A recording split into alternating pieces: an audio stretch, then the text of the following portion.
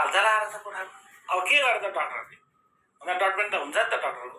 अनि त्यो सानो त्यो दिया हुन्छ कि विभिन्न औषधि कम्पनीले त्यो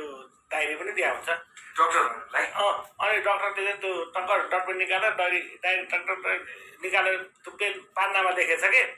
ए साथी आज मेरो बेलुका चाहिँ नि होइन छोराको चाहिँ नि होइन जन्मदिनको चाहिँ नि भोज छ डिनर छ होइन त्यही भन्छ नि त डिनर आजकल त त जसरी भए पनि आइज है र तल डाक्टर फलानु भनेर साइन गरेछ र त ढोकामा टाँसिदिएछ हेर्नुहोस् है अब टोली अब कति बेला आयो यसो हेरेको सूचना अब टाँसिया छ यसो पढेको डक्टर लेखेको पढ्नै जानेन छ पक्कै पनि यो चाहिँ औषधि पसलले चाहिँ यो जान्दा छ भन्ने हुन्छ नि त अनि त्यो टक्क उकाएछ त्यो पर्चा र औषधि पसलमा लगेर देखाएछ कि देखायो नि त यो हेरिदिनु त हजुर यो के लेखाएको छ यहाँ भनेर यसो देखाएछ अनि तल त डिआर यसो साइन गरेपछि त अब त्यो बुझ्यो नि त अन्त औषधि पसलले पनि के गरेछ थाहा छ एकछिन पर्खिँदै भनेछ त्यहाँ गएर चाहिँ यसो जन्डिसको दबाई पो दिएछ यो त्यस्तै हो है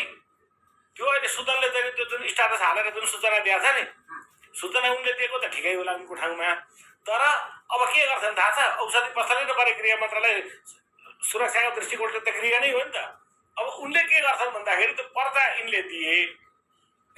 सुदनले होइन उनलाई अब भनेको फोरमा जान्छ नि जान्छन् होइन